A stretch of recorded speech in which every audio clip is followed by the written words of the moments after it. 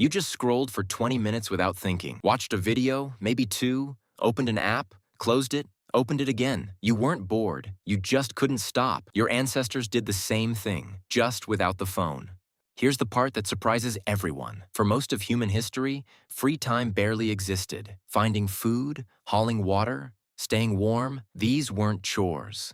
They were the entire day, every day, for hundreds of thousands of years. But when the hunt ended early, when the rains came and there was nowhere to go, what did they actually do? The answer is stranger, richer, and more familiar than you'd expect. Start with fire, not cooking with it, just sitting next to it. Once humans controlled fire, something shifted. The day didn't end at sunset anymore. The dark became survivable, and those extra hours, that stolen time between the last meal and sleep, had to go somewhere. Scientists studying modern hunter-gatherer tribes found something remarkable. After the work stopped, people didn't just collapse. They talked for hours, not about food or danger, about people. Who did what? Who said what? Who was trustworthy?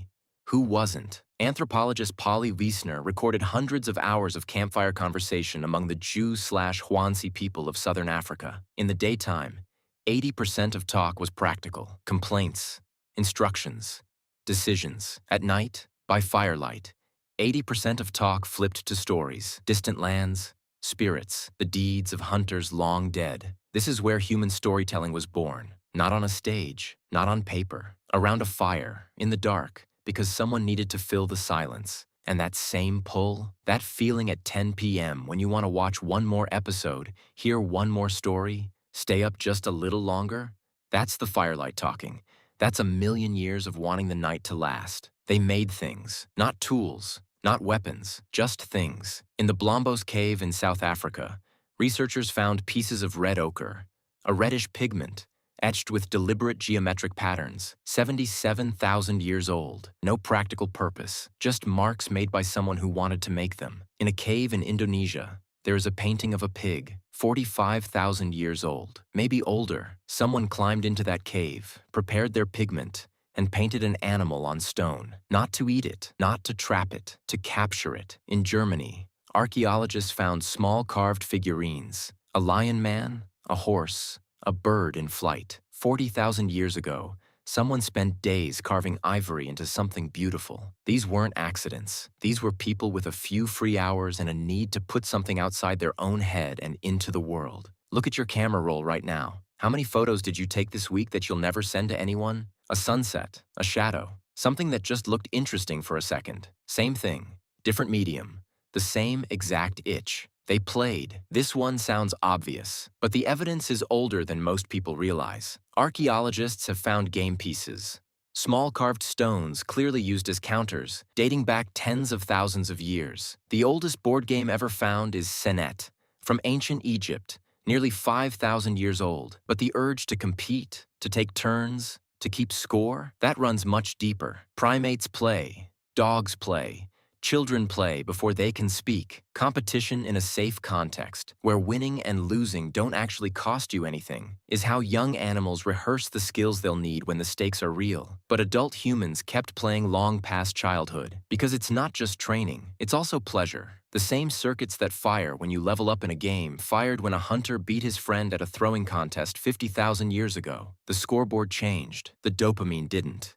They danced. You can't dig up a dance. No fossil record for it, no stone impression. But the music survived. In a cave in Slovenia, a fragment of bone was found with 4 holes drilled deliberately into it. It is the oldest known musical instrument, 50,000 years old. A flute made from a bear's femur. No one builds a flute just to own a flute. You build it to play it, to make a sound that didn't exist before, to have something respond to your breath. And wherever there is music, in every culture ever recorded, there is also dance. Rhythm moves the body. It always has. It's not metaphor. Your vestibular system, the part of your brain that tracks movement, syncs automatically to a beat. You feel music in your legs before your brain decides anything. That involuntary movement, that is ancient, older than language, possibly older than us. They talk to each other about the dead. This one is harder to sit with. The first confirmed burials, bodies placed deliberately, sometimes with objects, flowers, pigment. Go back over 100,000 years. Not just disposal, ritual. Evidence that someone stood over a grave and felt something they didn't know what to do with. And when ancient people weren't burying, they were remembering. The stories told around those fires Wiesner recorded weren't just entertainment. They were archives. Dead relatives, famous hunts, droughts survived, enemies outwitted. The past kept alive in the mouths of the living. Every family reunion where someone says, "Remember when he used to."